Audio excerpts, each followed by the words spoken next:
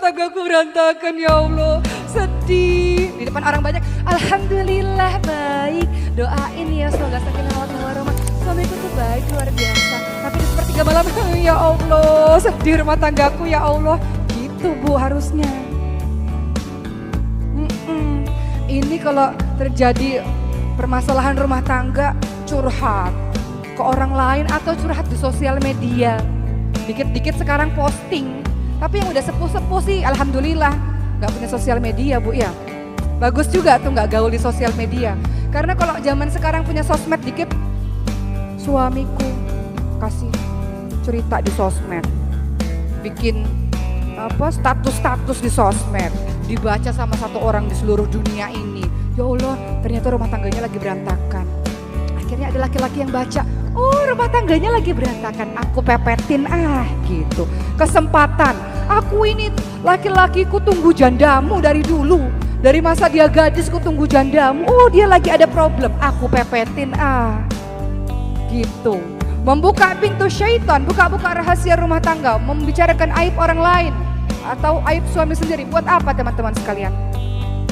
Ada sebuah kisah nyata di Jeddah. Suami istri lagi bertengkar. Suaminya marah luar biasa pada sang istri, dipukullah wajah istri. Kemudian istrinya menangis, tiba-tiba terdengar bel pintu rumah berbunyi.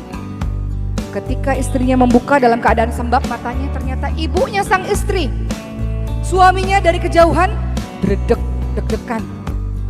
Ya Allah, istriku ini pasti ngadu ini sama mertuaku ini nih. Bahwa tadi baru dipukul. Orang tuanya tanya kepada si perempuan ini, anakku kenapa? Kok kamu nangis matanya sembab begitu, kenapa? Istrinya mengatakan, ibu, ayah, ya Allah. Aku tuh tadi berdoa sama Allah. Aku rindu sama ibu, sama ayah, udah lama gak ketemu. Aku tuh nangis karena aku rindu sama ibu, sama ayah. Taunya Allah langsung menjawab doaku, aku semakin terharu. Jadi aku nangis tuh, aku rindu sama ibu, sama bapak. Bahagia bisa ketemu sama ibu, sama bapak. Suaminya dari kejauhan, ya Allah nih istri. Padahal bisa loh istrinya ngadu sama orang tuanya itu. Aku baru dipukul, ada KDRT kekerasan dalam rumah tangga. Suamiku itu kan kalau perempuan kadang-kadang suka lebay ceritanya. Gak sesuai kenyataan, dilebih-lebihkan gitu. Orang kalau lagi marah, lagi sakit hati kan ceritanya suka dilebih-lebihkan biasanya. Tapi sang istri mengatakan, ya Allah Pak Bu, aku tuh nangis karena aku rindu sama bapak sama ibu. Suaminya luluh hatinya, istriku itu Masya Allah menyimpan aibku sendiri, ya Allah luar biasa. Makin sayang dan cintalah suami tersebut. Makanya kadang kalau kita berantem suami istri, khususnya bagi pernikahan-pernikahan muda, dikit-dikit ngadu sama orang tua, orang tuanya udah kesel, kita udah buat anak lagi sama suami kita, ya? Udah baik lagi sama suami kita. Orang tuanya masih sebel, kitanya udah harmonis lagi sama suami kita. Jadi gak perlulah cerita-cerita yang sekiranya membuat kita menjelek-jelekkan pasangan kita sendiri. Karena kata Allah, hunna libasul lakum wa antum libasul lahun. Nabi Ibrahim alaihissalam gimana kisahnya? Menghadapi menantu yang mulutnya luar biasa, gak bisa dijaga.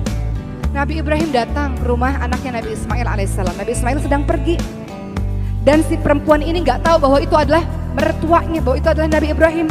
Sang Nabi Ibrahim bertanya, wahai perempuan, anak perempuan, bagaimana keadaan rumah tanggamu dengan Ismail?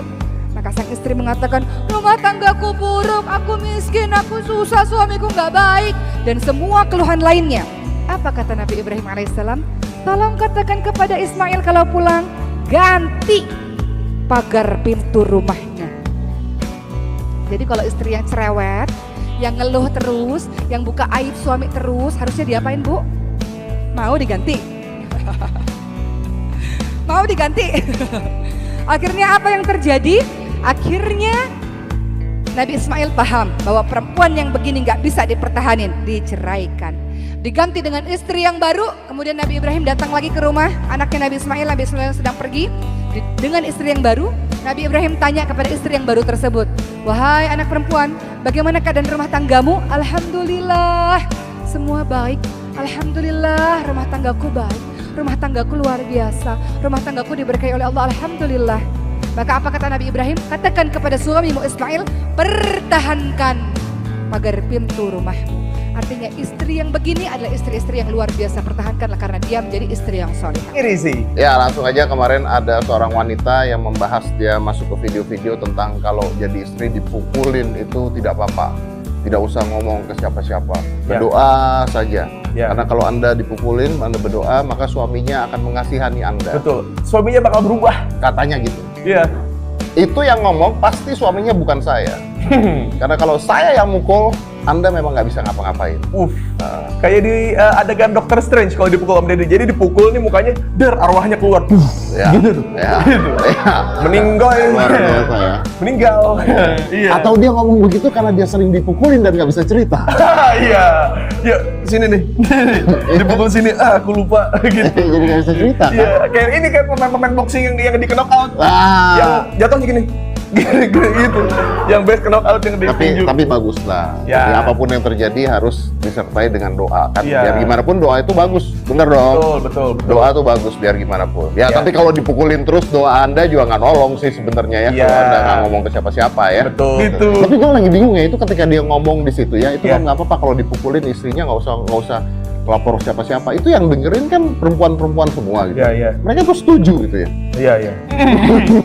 Ya, tapi kalau misalnya kayak orang dipukul terus itu ngerasa itu aib, nggak tahu ibu-ibu tuh suka aneh. KDRT dia nggak cerita sama siapa-siapa karena itu aib suaminya. Betul. Tapi kalau suaminya nganggur diomongin sama tukang sayur kan aneh. Wah, iya bener juga, Iya kan? ya bener. Laki saya mah diem di rumah mulu kagak ada gawenya. Gitu. Iya bener. Iya. Ya gibah ya. Giliran dipukulin enggak itu aib aku tidak boleh cerita. Iya bener. Emang udah kebanyakan kepukul. Iya, emang logikanya kebalik-balik. aibnya memilih, dosanya memilih. Nah.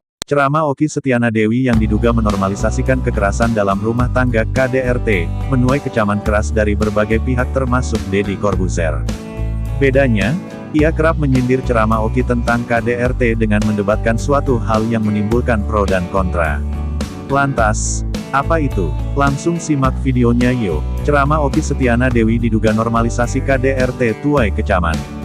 Okky Setiana Dewi menuai protes keras dari warganet dan sejumlah rekan selebriti usai video ceramahnya beredar di sosial media. Dalam video tersebut, ia membahas tentang suami yang melakukan kekerasan kepada istrinya. Namun, istrinya itu memilih menutupi kekerasan suaminya itu di depan orang tuanya. Okky menyebut tindakan istrinya inilah membuat kasih di antara suami istri semakin bertambah. Ada sebuah kisah nyata di Jeddah. Suami istri sedang bertengkar. Suaminya marah luar biasa pada sang istri, dipukul wajah sang istri.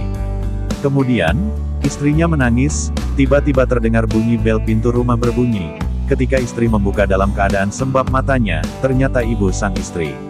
Suami dalam kejauhan deg-degan, "Ya Allah, istriku pasti ngadu sama mertuaku ini, bahwa tadi abis dipukul," kata Okky Setiana Dewi melalui TikToknya, dikutip pada tanggal 3 Februari tahun 2022.